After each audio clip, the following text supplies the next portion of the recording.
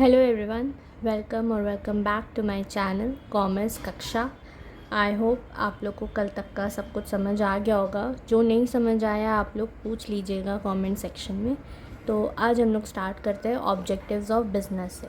तो first objective है हमारा मार्केट स्टैंडिंग। मार्केट स्टैंडिंग का क्या मतलब होता है? मार्केट स्टैंडिंग का मतलब होता है कि एक बिज़नेस का क्या रेप्यूटेशन है, एक बिज़नेस का क्या गुडविल है मार्केट में as compare to its competitors. मतलब उसका कॉम्पिटिटर ज़्यादा अच्छा है या वो ज़्यादा अच्छा है, ठीक है। इसका मतलब होता है मार्केट स्टैंडिंग। अब हम लोग आपको एक एग्जांपल देते हैं। जैसे कि मान लीजिए एक कोचिंग ए है और एक कोचिंग बी है, ठीक है। Coaching a good teacher provide करता है, रीज़नेबल फीस भी प्रोवाइड करता है और स्टूडेंट्स को अच्छा मार्क्स भी आता है। लेकिन जो कोचिंग बी है उसमें क्या है कि उसमें उतने अच्छे टीचर्स भी नहीं पढ़ाते हैं और वो लोग बहुत हाई फीस भी चार्ज करते हैं और जो स्टूडेंट्स हैं वो लोग वहाँ पे खुश भी नहीं है। तो आप कौन से कोचिंग चूज़ करोगे? ऑब्वियसली कोचिंग ए चूज़ करेंगे। तो इसका क्या मतलब हुआ कि कोचिंग ए का एक बेटर मार्केट स्टैंडिंग है coaching as compare to coaching B से, ठीक है। यहाँ तक समझ आया? अब क्या बोल रहा है कि market standing maintaining goodwill and reputation of one's business is paramount to succeed and prosper. Paramount का मतलब होता है कि ऑफ ग्रेटेस्ट इम्पॉर्टेंस, मतलब एक बिजनेस को सक्सेसफुल और प्रॉस्पर होने के लिए उसका एक अच्छा गुडविल, एक अच्छा रेपुटेशन मार्केट में होना बहुत ज़रूरी होता है। It helps in forming a distinct identity in market and is referred to as market standing। मतलब उसका एक डिफरेंट आइडेंटिटी होना चाहिए as compare to its competitors. A business enterprise must aim at standing on stronger footing in terms of offering competitive products at reasonable prices to its customers and serving them to their satisfaction। इसका क्या मतलब होता है कि एक जो business है उसको उसका ये एम ही होना चाहिए कि वो अपने कॉम्पिटिटर से स्ट्रॉन्गर दिखे, अच्छा दिखे। अब वो अच्छा कैसे दिखेगा? अच्छा गुड्स क्वालिटी, मतलब वो जो भी गुड्स ऑफ़र कर रहा है कस्टमर्स को उसका अच्छा क्वालिटी होना चाहिए, वो रीज़नेबल प्राइसेस का होना चाहिए। ये नहीं कि हायर प्राइसेस दे रहे हैं। फिर उसको मतलब वो उसका ये एम होना चाहिए कि उसका जो भी कस्टमर्स है वो उससे सेटिस्फाइड रहे, वो उससे खुश रहे कि हाँ ये अच्छा क्वालिटी का भी प्रोडक्ट देता है और ये अच्छा प्राइस में भी देता है। तो ऐसे क्या होगा, एक बिज़नेस का अच्छा गुडविल बनेगा, अच्छा रेप्यूटेशन बनेगा, जिससे उसका मार्केट स्टैंडिंग स्ट्रॉन्गर होगा as compare to its competitors. तो ये उसका एक ऑब्जेक्टिव होना चाहिए कि भाई मेरे को मार्केट में अच्छा दिखना है, मेरा इमेज अच्छा होना चाहिए। अब दूसरा क्या है? इनोवेशन। यहाँ से innovation is defined as an introduction of new ideas और methods in the way something is done और मेड। इनोवेशन का क्या मतलब होता है? इनोवेशन का मतलब होता है कि कोई नया आइडिया या फिर कोई नया मेथड जिससे या तो हम कुछ बना रहे हैं या फिर समथिंग इज डन और मेड, या तो हम लोग कुछ नया प्रोड्यूस कर रहे हैं, ठीक है। However, it does not imply that a new product is to be manufactured. Any modification in the existing product to enhance its operations also denotes innovativeness। इसका क्या मतलब हुआ कि ज़रूरी नहीं है कि नया प्रोडक्ट ही हम लाएंगे मार्केट में तो उसको ही हम लोग इनोवेशन बोलेंगे कि हाँ भाई अभी इनोवेशन हुआ है। नहीं, अगर हम लोग एग्जिस्टिंग प्रोडक्ट में भी कोई मॉडिफिकेशन ला दिए, जो हम लोग प्रोडक्ट बनाए उसमें भी कोई मॉडिफिकेशन ला दिए, तो उसको भी हम लोग इनोवेशन बोलेंगे। अब क्या, there are two kinds of innovation in every business, innovation in product और service and innovation in various skills and activities. Innovation भी दो टाइप का होता है। एक तो इनोवेशन हम लोग या तो प्रोडक्ट सर्विसेज में ले आए या फिर हम लोग कोई एक्टिविटी या फिर कोई स्किल्स में ले आए। प्रोडक्ट सर्विसेज में लाए मतलब मान लो एक मोबाइल फ़ोन है, उसमें हम लोग नया नया फीचर्स दे दिए कि भाई अब इसका ये फीचर्स भी आ गया जो एग्जिस्टिंग प्रोडक्ट में हम लोग लाएँ, या फिर जो हम लोग नया मोबाइल आए उसमें हम लोग नया फीचर्स ले आए, ठीक है। फिर हम लोग मान लो कोई टूथपेस्ट है, उसका हम लोग और अच्छा क्वालिटी बढ़ा दिए, उसमें हम लोग और उसको अट्रैक्टिव बना दिए, ठीक है। फिर अब स्किल्स एंड एक्टिविटीज़ में क्या हुआ, हम लोग ऑनलाइन बैंकिंग का ऑप्शन दे दिए कस्टमर्स को, हम लोग होम डिलीवरी का फैसिलिटी दे दिए, हम लोग डिजिटल पेमेंट्स का फैसिलिटी दे दिए। तो ये सब क्या है? ये सब इनोवेशन है, ठीक, जो कि एक बिज़नेस में होना बहुत ज़रूरी होता है। फिर क्या है, यहाँ तक हो गया. No business enterprise can flourish in a competitive world without innovation, therefore innovation becomes an important objective.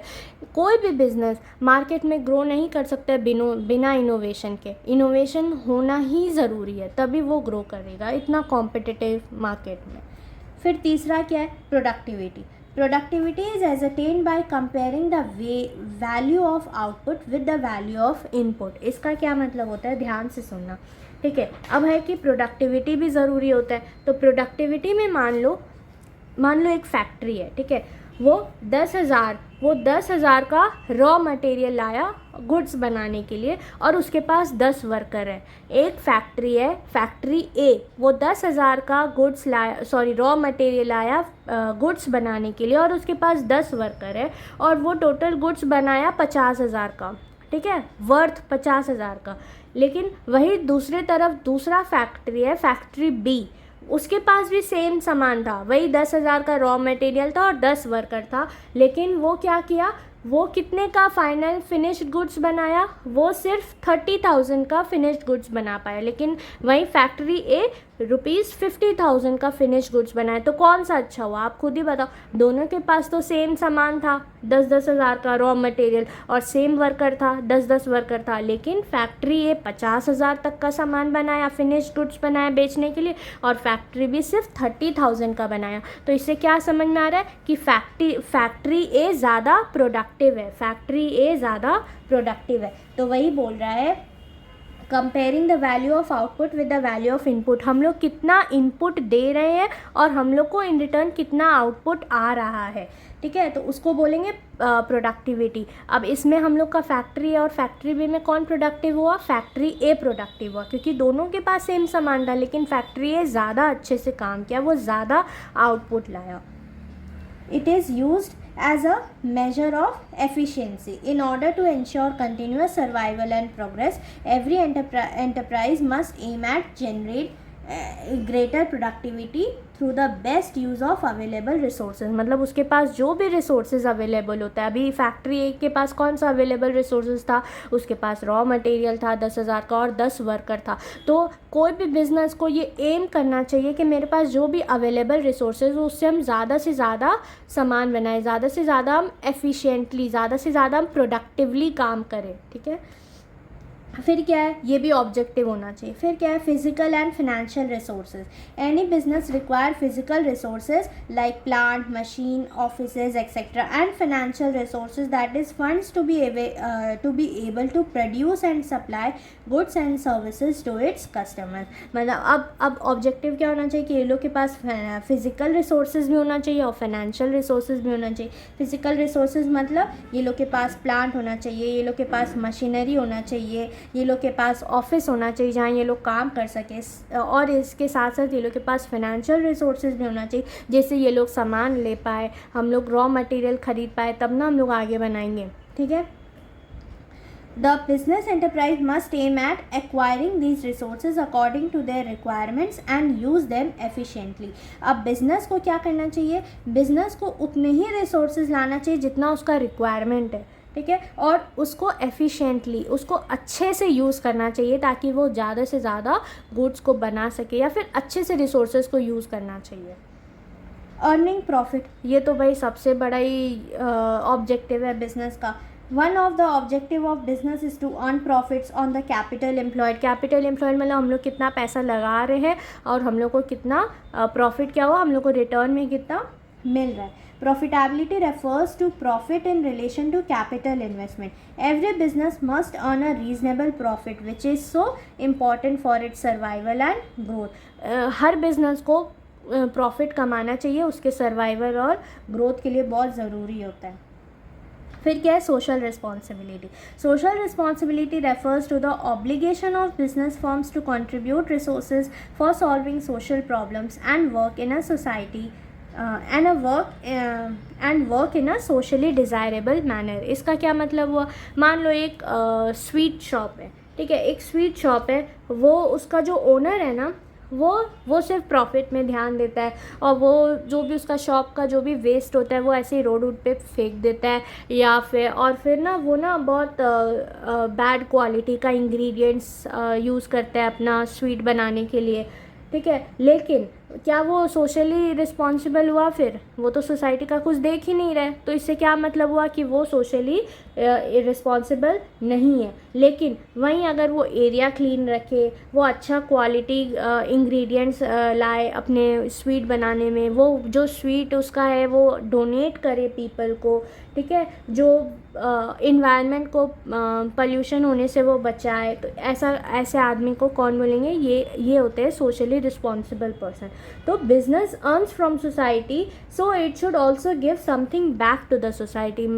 Business मतलब क्या करे? सोसाइटी ना आ रही है उनसे गुड्स खरीद रही है, तो बिज़नेस को भी तो कुछ तो उसका ड्यूटी होता है कि वो सोसाइटी को भी रिटर्न बैक करे। प्रॉफिट बनाना बिज़नेस का गोल है, लेकिन सोसाइटी का हेल्प करना बिज़नेस का रिस्पॉन्सिबिलिटी होता है। तो इसीलिए बोल रहा है कि ये ऑब्लिगेशन है, ये बिज़नेस का ड्यूटी होना चाहिए कि वो जो सोसाइटी है जिससे वो अर्न कर रहा है, प्रॉफिट अर्न कर रहा है, उसको भी वो कुछ पे बैक करे, ठीक है, और बहुत सोशली डिज़ायरेबल मैनर में काम करे, इन्वायरमेंट को पोल्यूशन होने से बचाए, रोड्स को क्लीन रखे। हम एक एग्जांपल दे रहे हैं, नीडी पीपल को जो भी उसके पास गुड्स है कैसे भी हेल्प करे, या तो डोनेट करके या कैसे भी हेल्प करे, ठीक है। तो उसका ये सब सोशल रिस्पॉन्सिबिलिटी भी होना चाहिए। तो ये सारा था ऑब्जेक्टिव्स। अब हम लोग चलते हैं बिजनेस रिस्क में। The term business risk refers to the responsibility of inadequate profit or even losses due to uncertainties or unexpected events। हम लोग ये चीज़ पहले भी पढ़े हुए, ठीक है, कि क्या बिजनेस रिस्क क्या होता है? बिजनेस रिस्क होता है कि एक इनएडिक्वेट प्रॉफिट या फिर लॉसेस। वो सब क्यों हुआ? क्योंकि अनसर्टेनिटीज़ और कोई अनएक्सपेक्टेड इवेंट ही हो गया, या फिर कोई अनसर्टेनिटी है जिसका हम लोग को अभी नहीं पता लेकिन फ्यूचर में वो कुछ भी हो सकता है, तो उसके कारण हो गया, ठीक है। अब है for example, demand for a particular product में decline due to change in taste and preferences of consumer. वही है, जो कस्टमर्स है उसका टेस्ट और प्रेफरेंसेस बदल गया, कि उसको पहले कुछ पसंद आता था लेकिन अब उसको कुछ और पसंद आने लग गया, ठीक है। तो उससे जो मेरा जो गुड्स है वो अब कस्टमर को पसंद नहीं आ रहा है, तो फिर अब जो डिमांड है वो गिर गया। और due to increased competition from other producers, या फिर हम जो शॉप में हम जो गुड्स बेच रहे थे, अब मेरे ही कंपटीशन के कोई और लोग भी आ गए, तो कंपटीशन भी इंक्रीज़ हो गया, उससे भी बिजनेस बहुत अफेक्ट करता है, कंपटीशन फ्रॉम अदर, ठीक है। फिर क्या है?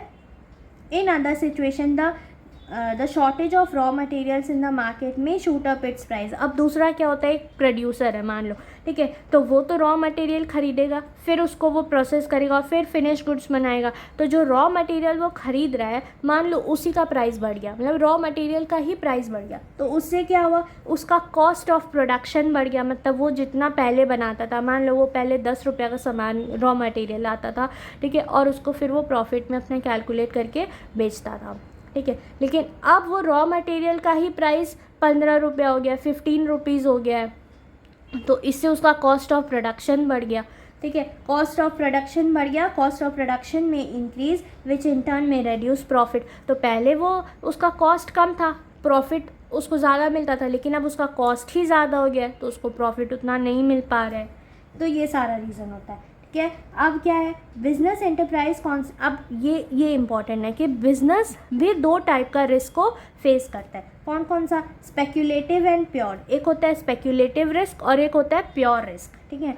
Speculative risk involve both the possibility of gain as well as the possibility of loss. Speculative में क्या होता है? चांसेस दोनों का होता है, प्रॉफिट भी हो सकता है, लॉस भी हो सकता है।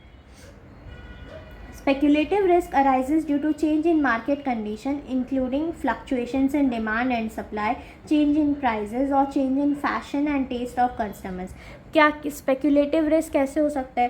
कि वही है, जो कस्टमर का टेस्ट प्रेफरेंसेस बदल गया, या फिर डिमांड ये चेंज हो गया, या फिर प्राइजेस में कुछ चेंज हो गया, तो इससे क्या होता है? लॉस भी हो सकता है, प्रॉफिट भी हो सकता है। ये सारा फैक्टर्स होता है स्पेक्यूलेटिव रिस्क होने का, ठीक है। Favourable market condition are likely to result in gain whereas unfavourable one में रिजल्ट इन लॉसेज। ये तो कॉमन सेंस है। फेवरेबल मार्केट कंडीशन का मतलब अगर वो मार्केट कंडीशन मेरे फेवर में तो मेरे को गेन होगा, मेरा बिजनेस है तो। अगर मेरे लिए वो अनफेवरेबल हो तो मेरे को लिए लॉस होगा। लेकिन pure risk involve only the possibility of loss और नो लॉस। जो प्योर रिस्क होता है उसमें प्रॉफिट नहीं होता है, ध्यान रखना। जो प्योर रिस्क होता है उसमें प्रॉफिट होने का चांसेस नहीं होता है, या तो लॉस होगा या लॉस नहीं होगा। लेकिन इसका ये मतलब नहीं लॉस नहीं होगा तो फिर दीदी प्रॉफिट तो होगा, नहीं, कुछ नहीं होगा। या तो लॉस होगा या कुछ नहीं होगा, प्रॉफिट नहीं होगा प्योर रिस्क में। अब उसका हम लोग एग्जाम्पल देखते हैं। The chances of fire, theft और strike are examples of pure risk. अब इसमें क्या हुआ कि आग लग गया, दो चांसेस है, या तो आग लगा या आग नहीं लगा। आग लगा तो पूरा लॉस हुआ, आग नहीं लगा तो कुछ नहीं हुआ, नो लॉस। लेकिन दैट डजंट मीन कि प्रॉफिट होगा, नहीं, कुछ नहीं होगा। स्पेक्यूलेटिव में क्या था, प्रॉफिट भी हो सकता है, लॉस भी हो सकता है। Their occurrence may result in loss, whereas non-occurrence may explain absence of loss instead of gain. Gain नहीं होगा, absence of loss, या तो loss या no loss. Speculative में possibility of loss और possibility of profit. क्या क्या factors था, change in demand, taste, preferences, market condition, ये सब था। और pure में क्या था, ये fire, theft और strike, ये सब रहता है। अब आते हैं हम लोग नेचर ऑफ बिजनेस रिस्क। इसमें क्या होता है कि बिजनेस का जो रिस्क होता है उसका क्या क्या कैरेक्टरिस्टिक्स होता है। Risk is an essential part of every business. Every business has some risk, no business can avoid risk, although the amount of risk may vary from business to business. Obviously है कि सारे business में risk होता है, कोई भी business risk से बच नहीं सकता है। लेकिन अगर किसी का छोटा बिजनेस है तो उसके लिए कम रिस्क होगा, ऑब्वियस कॉमन सेंस है। लेकिन किसी का बड़ा बिजनेस है तो उसको ज़्यादा रिस्क होगा, ठीक है। ये बस उतना ही बोल रहा है। Risk can be minimize but can not be eliminated. हम बोले ना, कोई भी बिजनेस रिस्क से बच नहीं सकते। आप जो रिस्क है उसको आप कम कर सकते हैं, मिनिमाइज कर सकते हैं, लेकिन आप कंप्लीटली उसको एलिमिनेट नहीं कर सकते हैं, ठीक है। अब दूसरा क्या है, business risk arises due to uncertainties. ये तो हम लोग पहले भी पढ़े हुए कि जो रिस्क होता है वो अनसर्टेनिटीज, हम लोग को पता ही नहीं है फ्यूचर में क्या होगा। Uncertainty refers to the lack of knowledge, हम लोग को नॉलेज नहीं है about what is going to happen in future. Natural calamities, change in demand and prices, change in government policies and prices, improvement in technology, etc. are some of the examples of uncertainty. अब uncertainty होता है, uncertainty का क्या मतलब होता है, lack of knowledge. Lack of knowledge का मतलब हम लोग को पता नहीं। अब अनसर्टेनिटी का यहाँ पे एग्जाम्पल दिया हुआ है, क्या क्या एग्जाम्पल दिया हुआ है, कोई नेचुरल कैलामिटी हो गया, कोई टेक्नोलॉजी में चेंजेस आ गया, डिमांड में चेंज आ गया, प्राइस में चेंज आ गया, गवर्नमेंट पॉलिसीज़ में चेंज आ गया। तो ये सारा होता है examples which create risk for business because the outcome of these future events are not known। मतलब इसका क्या आउटकम होगा, ये हम लोग को कैसे इफेक्ट करेगा, हम लोग को कुछ पता नहीं है, ठीक है। फिर तीसरा क्या है, degree of risk depend mainly upon the nature and size of the business. Common sense है कि nature of the business that is types of goods and services. मतलब हमारा क्या बिजनेस है, मतलब हमारा बिजनेस का क्या नेचर है, मतलब हम लोग किस टाइप का गुड्स और सर्विसेज दे रहे हैं। And size of business that is volume of production and sale. मतलब किस टाइप का गुड्स और सर्विसेज प्रोड्यूस कर रहे हैं या फिर हम लोग बेच रहे हैं, या फिर दूसरा क्या है, हम लोग का कितना स्केल है, मतलब हम लोग का लार्ज बिजनेस है या फिर स्मॉल या फिर छोटे रूप का बिजनेस है।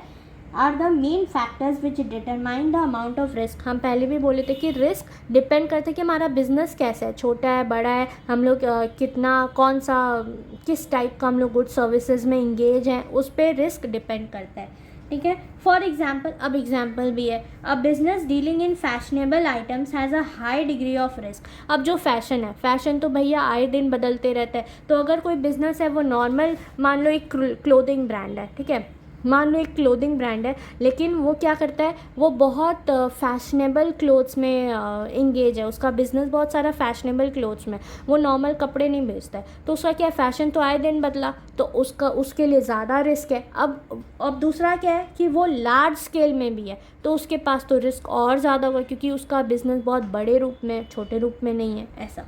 फिर है profit is the reward for the risk taking. No risk no gain is an age old principle which applies to all types of business. इसका क्या मतलब हुआ कि अगर हम लोग रिस्क लेंगे ही नहीं तो हम लोग को पता कैसे चलेगा कि हम लोग को प्रॉफिट है या नहीं. मतलब नो रिस्क नो गेन, वही है नो पेन नो गेन वाला चीज़. आप लोग सुनेंगे नो पेन नो गेन, बस वैसा ही है. Greater the risk involves in a business higher is the chances of profit. मतलब हम लोग जितना बड़ा रिस्क लेंगे हम लोग का चांसेस उतना ही बढ़ जाता है कि भाई फिर क्या, an entrepreneur undertakes risk under the expectation of high profit. आप लोग क्या एक्सपेक्ट कर रहे हो कि कॉमर्स लिए हम लोग को अच्छा मार्क्स है, हम लोग का आगे अच्छा जॉब लगे. तो वैसे ही बिज़नेस में भी कि हम लोग बिज़नेस क्या सोच रहे हैं कि हम ज़्यादा रिस्क लिए तो एक उम्मीद है कि हम अच्छा प्रॉफिट अर्न करें. प्रॉफिट इज़ दस the reward for risk taking. जो रिस्क लिए उसका रिवॉर्ड रिटर्न है प्रॉफिट. ठीक है, ये हो गया. अब है causes of business risk. Business risk का क्या क्या रीज़न, क्या क्या कॉज हो सकता है, कैसे कैसे हो सकता है. तो पहला होता है नेचुरल कॉजेज़. नेचुरल कॉजेज़ में क्या होता है, human beings have little control over natural calamities like flood, earthquake, lightning, heavy rain etcetera. अब नेचुरल रिसोर्सेज में क्या हुआ, नेचुरल कॉजेज़ में क्या हुआ, नेचुरल कॉजेज़ में क्या हुआ, अर्थक्वेक आ गया, कहीं फ्लड आ गया, कहीं कुछ आ गया, कहीं लाइटनिंग, कहीं हैवी रेन, तो उससे भी हमारा बिजनेस बहुत इफेक्ट करता है. तो ये सारा नेचुरल कॉजेज़ में आ गया. ह्यूमन कॉजेज़ में क्या हुआ कि human causes include such unexpected events like dishonesty, carelessness और नेग्लिजेंस ऑफ एम्प्लॉयज़ और stoppage of work due to power failure. कहीं कहीं इलेक्ट्रिसिटी चला गया तो हमारा वर्क रुक गया, कहीं जो स्टाफ है वही बदमाशी कर गया, कहीं हम ही डिसऑनेस्ट हो गए हमारे बिज़नेस में, कहीं केयरलेसनेस हो गया, हमारा जो मैनेजर है वही बदमाशी कर गया. तो वो सब क्या आया, ह्यूमन कॉजेज़ में आ गया. इकोनॉमिक कॉजेज़ में क्या आता है, these include uncertainties relating to demand for goods, competition, price, collection of dues from customers, change of technology और method of production. Economic causes में क्या आता है, गुड्स का डिमांड ऊपर नीचे हो गया, या फिर कंपटीशन बढ़ गया, प्राइसेस बढ़ गया, या फिर कलेक्शन, या फिर हम लोग का जो कस्टमर्स है उससे जो पैसा आना था उसमें कुछ दिक्कत हो गया, नहीं दिया कस्टमर, या फिर टेक्नोलॉजी चेंज हो गया, या फिर मेथड ऑफ प्रोडक्शन चेंज हो गया. तो ये सारा आता है इकोनॉमिक कॉजेज़ में. फिर क्या है, financial problems like rise in interest rate for borrowing. हम लोग जहाँ से लोन लेते हैं उसका इंटरेस्ट रेट ही बढ़ गया, हम लोग को ज़्यादा इंटरेस्ट देना पड़ेगा. ठीक है, तो ये भी एक इकोनॉमिक कॉजेज़ है. फिर है लेवी ऑफ हायर टैक्सेस, हम लोग को ज़्यादा टैक्स देना पड़ेगा, तो वो भी एक कॉज हो गया. अदर कॉजेज़ में क्या आया, these are unforeseen events like political disturbance. कोई पॉलिटिकल डिस्टर्बेंस हो गया, या फिर कोई mechanical failure such as bursting of boiler, कोई मशीन ही ख़राब हो गया. तो ये सारा अदर कॉजेज़ में आ गया. ठीक है, फ्लक्चुएशंस इन एक्सचेंज रेट में कोई फॉरेन एक्सचेंज रेट में कोई फ्लक्चुएशंस आ गया, तो ये सब क्या हुआ, हमारा अदर कॉजेज़ हो गया. ठीक है, तो बहुत बेसिक्स है, आप लोग 2-3 बार पढ़ोगे आप लोग को याद हो जाएगा. ठीक है, अब आते हैं लास्ट टॉपिक में, वो है स्टार्टिंग अ बिज़नेस. हम लोग इतना बात किए बिज़नेस क्या होता है, उसका कैरेक्टरिस्टिक्स, रिस्क, ऑब्जेक्टिव, सब चीज़. अब आए कि हम लोग को बिज़नेस स्टार्ट करना है तो उसके लिए क्या क्या फैक्टर्स को ध्यान में रखना होगा. ठीक है, उसके लिए हम लोग देखते हैं. तो उसके पहले हम लोग ये देख लेते हैं कि the process of setting up one's own business is called entrepreneurship. मतलब कोई खुद का जब बिज़नेस स्टार्ट करे तो उस प्रोसेस को क्या बोलते हैं, एंटरप्रेन्योरशिप. लेकिन कोई जो बिज़नेस स्टार्ट कर रहा है अपना, उसको क्या बोलते हैं, entrepreneur. The process of setting up one's own business is called entrepreneurship. The person who set up his own business is called entrepreneur. मतलब जो स्टार्ट करता है, जो बंदा स्टार्ट कर रहा है उसको एंटरप्रेन्योर बोलते हैं, और जो प्रोसेस है वो स्टार्ट कर रहा है उस प्रोसेस को एंटरप्रेन्योरशिप बोलते हैं.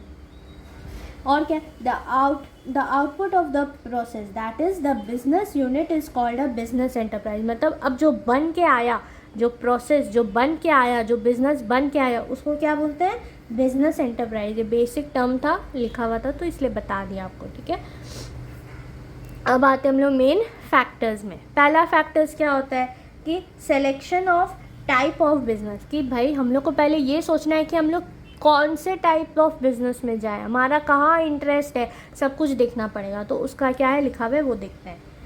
The first thing is to be decided by an entrepreneur. Entrepreneur कौन हुआ? जो अपना बिजनेस स्टार्ट करे, जो अपना बिजनेस खुद से सेटअप करे. Is the nature and type of business is to be undertaken. He or she will obviously like to enter that branch of the industry and commerce which has the possibility of greater amount of profit. हाँ, कोई भी जिस जो देखेगा कि ये वाले business में ज़्यादा प्रॉफिट अर्न होता है, ये वाले बिज़नेस में ज़्यादा हम लोग को कमाई हो सकता है, तो कोई भी सोचेगा चलो हम लोग इस नेचर ऑफ बिज़नेस को करते हैं, स्टार्ट करते हैं. The decision will be influenced by customer requirements in the market. Obviously अब वो बिज़नेस का कस्टमर रिक्वायरमेंट्स, मतलब वो मान लो हम लोग एक पेंसिल है, उसका हम लोग को बिज़नेस स्टार्ट करना है, तो हम लोग को देखना है कि वो कस्टमर उस पेंसिल को अभी ख़रीदता है या नहीं, इस पेंसिल का डिमांड है या नहीं मार्केट में, हम लोग को ये सब भी देखना होगा. फिर क्या है in the market and also the kind of technical knowledge. अब उसके पीछे हम लोग को जो भी टेक्निकल नॉलेज चाहिए कि वो कैसे बनेगा, एंड द इंटरेस्ट, हम लोग का खुद का इंटरेस्ट है भी कि नहीं है, तो ये सारा चीज़ देखना पड़ता है. तो ना हम लोग डिसाइड करेंगे कि हम लोग को अब ये टाइप में जाना है या नहीं जाना है. तो ये सारा चीज़ देखना पड़ता है एक selection of business, type of business के लिए. ठीक है, अब आते हैं हम लोग दूसरा फैक्टर्स में. दूसरा फैक्टर्स क्या हुआ? Size of the business. Size of the firm or scale of its operation is another important decision to be taken at the start of the business. Whether the business is for MSME sector or a large scale enterprise. अब हम लोग को देखना होगा कि हम लोग को कितने स्केल का हम लोग को बिजनेस करना है. हम लोग को या तो स्मॉल स्केल में करना है या फिर हम लोग को लार्ज स्केल में करना है. Whether it will operate for manufacturing or tertiary sector or not. Some factors favor a large size whereas others tend to restrict the scale of operations. If the entrepreneur is confident that the demand for proposed product is likely to be good. अब हम लोग एकदम confident है कि नहीं, हमारा जो demand है ना, जो हम लोग गुड्स प्रोवाइड करेंगे मार्केट में, उसका डिमांड बहुत अच्छा होगा, तो हम लोग एकदम कॉन्फिडेंट है कि आएगा कस्टमर्स, हम लोग से लेगा, हम लोग को अच्छा प्रॉफिट अर्न हो सकता है. तो हम लोग उसको क्या है, हम लोग उसको लार्ज स्केल में भी कर सकते हैं. हमारे पास अच्छा कैपिटल का फिर नेसेसरी भी चाहिए, अच्छा कैपिटल भी चाहिए उस, अगर लार्ज स्केल में सोच रहे हैं तो अगर हम लोग सोच रहे हैं कि कैपिटल भी है हम लोग के पास और डिमांड भी है इस प्रोडक्ट का, तो हम लोग उसको लार्ज स्केल में कर सकते हैं. He or she can start the operations at a large scale. तो सब चीज़ देखना पड़ता है. फिर तीसरा क्या है? Location of the business enterprise. हम लोग कौन से लोकेशन में करेंगे ये भी तो ज़रूरी है. ठीक है. An important factor to be considered at the start of the business is the place where the enterprise will be located. कि जो हमारा बिजनेस है वो कहाँ लोकेटेड होगा. Any mistake in this regard can result in high cost of production, inconvenience in getting right kind of production inputs or serving the customers in the best possible way. अगर हम लोग का location गड़बड़ हुआ तो ये हम लोग को क्या करेगा, हम लोग को हाई कॉस्ट ऑफ प्रोडक्शन भी ला सकता है. मतलब मान लो कि हम लोग को रॉ मटेरियल इस लोकेशन पे मान लो यहाँ है, तो यहाँ से पास में ही था, तो यहाँ से हम लोग को रॉ मटेरियल ईजिली मिल सकता था, लेकिन हम लोग ये लोकेशन नहीं चूज़ करके हम लोग यहाँ लोकेशन, तो यहाँ से यहाँ आने में ट्रांसपोर्टेशन का खर्चा लगा, तो ऐसे करते करते हमारा कॉस्ट ऑफ प्रोडक्शन भी बढ़ गया, जिससे कारण हम लोग को हमारा कॉस्ट बढ़ गया. तो ये हम लोग के लिए गलत हो गया. हम लोग को लोकेशन सही से चूज़ करना चाहिए था. Availability of raw materials and labour. जहाँ पे लेबर का भी सही, मान लो इस जगह पे यहाँ से रॉ मटेरियल मिल रहा था, यहाँ पे लेबर भी सही मिल रहा है. अब हम लोग यहाँ चले गए, यहाँ लेबर यहाँ अच्छा मिल रहा है, यहाँ लेबर भी नहीं मिल रहा है, तो ये भी गड़बड़ हो गया. Power supply. अब वहाँ पे इलेक्ट्रिसिटी भी देखना होगा. And services like banking, transportation, communication, warehousing, communication, transportation, ये सब चीज़ देखना पड़ेगा लोकेशन को चूज़ करने के लिए कि कहाँ क्या है, इस लोकेशन में क्या क्या अच्छा है. लेबर अच्छा है, ट्रांसपोर्टेशन है, कम्युनिकेशन. हम लोग एक घर लेते तो हम लोग सोचते हैं ना कि अच्छा यहाँ पे हॉस्पिटल पास में, यहाँ पे स्कूल पास में है, यहाँ का ट्रांसपोर्टेशन भी सही है, सामने ही मेट्रो है, तो सब चीज़ देख के हम लोग कुछ भी लेते हैं. तो वैसे ही बिज़नेस का लोकेशन भी वैसे ही डिसाइड होता है. Are important factors while making the choice of location. बहुत इंपॉर्टेंट होता है ये. ठीक है. फिर फोर्थ में financing the proposition. Financing is concern with providing the necessary capital for starting as well as for continuing the propose business. ठीक है. अब क्या है, हम लोग को फाइनेंस चाहिए, हम लोग को कैपिटल चाहिए. तो क्या है कि कैपिटल स्टार्टिंग में तो लगेगा ही, लेकिन कैपिटल अभी आगे बिजनेस को चलाने में भी लगेगा, क्योंकि तो एकदम से तुरंत में तो प्रॉफिट नहीं आ जाएगा, तो उसके लिए हम लोग को पहले पैसा का जुगाड़ करना होगा, ठीक है। Capital is required for investment in fixed assets like land, building, machinery. हम लोग को ज़मीन लेना होगा, हम लोग को बिल्डिंग लेना होगा, बड़ा बड़ा मशीन्स लेना होगा, ठीक है, तो उसके लिए कैपिटल का ज़रूरत तो पड़ेगा। फिर क्या है, एंड इन करंट एसेट्स मतलब रॉ मटेरियल हो गया, books, debts, stock of finished goods etcetera. Capital is also required for maintaining day to day expenses, मतलब जो डेली का खर्चा है उसके लिए भी हम लोग को पैसा का जुगाड़ चाहिए। जो हम लोग का करंट एसेट्स है लाइक रॉ मटेरियल ख़रीदना, स्टॉक अप करना, स्टॉक को ख़रीदना, ये सब के लिए भी, और बड़ा बड़ा फिक्स्ड एसेट्स के लिए भी चाहिए हम लोग को कैपिटल, तो ये भी देखना होगा। फिर है physical facilities, availability of physical facilities including machine and equipment, building and supporting services is an important factor to be considered at the start of the business. अब फिजिकल फैसिलिटीज़ में क्या हुआ, हम लोग के पास मशीन है या नहीं है, हम लोग के पास अच्छा इक्विपमेंट, अच्छा टेक्नोलॉजी है या नहीं है, वो सब भी देखना होगा। बिल्डिंग है या नहीं है, सपोर्ट सर्विसेज है या नहीं है। The decision relating to this factor will depend on the nature and the size of the business, availability of funds and the process of production. अब ये क्या है कि जो इसका जो डिसीजन है कि हम लोग को कैसा मशीन चाहिए, हम लोग को कितना बड़ा मशीन चाहिए, हम लोग को कितना बड़ा टेक्नोलॉजी, तो वो डिपेंड क्या करेगा कि हम लोग का कितना बड़ा बिजनेस है, ठीक है। And the will depend upon the nature, हम लोग का क्या नेचर है, हम लोग का कितना बड़ा बिजनेस है, छोटा बिजनेस है, बड़ा बिजनेस है, उस पर भी डिपेंड करेगा। फिर फोर्थ नंबर क्या है, कॉम्पिटेंट एंड कमिटेड वर्कफोर्स। अब हम लोग जो वर्कफोर्स रखेंगे उसके बारे में बात करें। Every enterprise needs competent and committed workforce to perform various activities so that physical and financial resources are converted into desired outputs. मतलब जो भी हमारा फिजिकल रिसोर्सेज होता है और जो भी फाइनेंशियल रिसोर्सेज होता है उसको हम लोग एक अच्छे आउटपुट में हम लोग कन्वर्ट कर सके, तो उसके लिए हम लोग को वर्कफोर्स का ज़रूरत पड़ेगा। तो वही बोल रहा है कि वर्कफोर्स कॉम्पिटेंट होना चाहिए, वर्क से भागना नहीं चाहिए, उसको वर्क करना आना चाहिए, कमिटेड होना चाहिए, ठीक है। Since no individual entrepreneur can do everything himself. एक एंटरप्रेन्योर क्या क्या वो खुद ही कर लेगा क्या सब काम? नहीं, उसको लेबर का ज़रूरत पड़ेगा ही, ठीक है। He or she must identify the requirement of skilled and unskilled workers and managerial staff. Plan should be made about how the employees will be trained. अब जो एम्प्लॉय रखेगा वो उसको प्लान भी बनाना पड़ेगा कि हम लोग को इसको ट्रेन कैसे करना है, कि हम लोग को इसको प्रॉपर ट्रेनिंग देना होगा कि भाई देख तेरे को ऐसे ऐसे काम करना है यहाँ पे, ठीक है। फिर will be train and motivated to get the best performance, फिर हम लोग को उससे अच्छा परफॉर्मेंस मिलेगा, तो ये सब का प्लानिंग भी हम लोग को करके चलना है, ठीक है। फिर है टैक्स प्लानिंग, हम लोग को टैक्स प्लानिंग भी करना पड़ेगा। टैक्स प्लानिंग में क्या हुआ, tax planning has become necessary these days because there are a number of tax laws in the country. अब इतना सारा टैक्स लॉज बन गया कंट्री में, तो हम लोग को टैक्स प्लान करके भी चलना पड़ेगा। And they influence almost every aspect of the functioning of the modern business. The entrepreneur has to consider in advance the tax liability and the various tax laws. जो एंटरप्रेन्योर जो business start करने वाला है उसको देखना होगा कि हमारा किस में कितना टैक्स लग रहा है, और हम लोग को सही से चूज़ करना पड़ेगा, ठीक है। हमारा कितना टैक्स लाइबिलिटी आ रहा है, हम लोग को इस टैक्स लॉज में हम लोग आ रहे हैं या नहीं आ रहे हैं, वो सब देखना पड़ेगा, ठीक है। लॉन्चिंग द एंटरप्राइज, अब फाइनली आपको अपना लॉन्च कर देना है एंटरप्राइज को।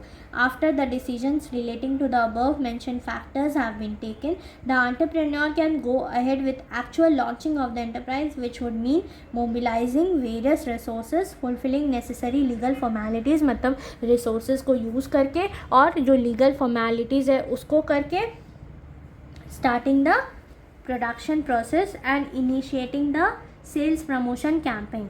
अब हम लोग को अपना प्रोडक्शन स्टार्ट कर देना है, और जो प्रमोशन है हमारा, जो सेल्स प्रमोशन कैंपेन है उसको भी इनिशिएट करना पड़ेगा, बताना पड़ेगा ना, एडवर्टीजमेंट प्रमोशन कराना पड़ेगा, ठीक है। A business enterprise can be of a sole proprietorship firm, a partnership firm और a company for which proper financial planning must be done to determine the requirements of capital, the sources from where the capital will be raised and the best ways of utilize the capital in the firm। ये हम लोग बाद के chapter में पढ़ेंगे कि business का भी एक बहुत सारा फॉर्म होता है, कि कोई सोल प्रोप्राइटर रहता है, कि कोई एक खुद का अकेला बंदा रहता है, ठीक है, कोई पार्टनरशिप में रहता है, कोई कंपनी बनाता है उस बिज़नेस को, तो ये सारा नेक्स्ट चैप्टर में पढ़ेंगे। तो यहाँ बस इस पॉइंट में यही है कि बस लॉन्चिंग द एंटरप्राइज़, हम लोग को एक सही से ये सारा फैक्टर्स को देखते हुए लॉन्च करना है अपना एंटरप्राइज़ जिसमें हम लोग अपना रिसोर्सेज को अच्छे से यूज़ करें, हम लोग अपना लीगल फॉर्मेलिटीज़ को पूरा करके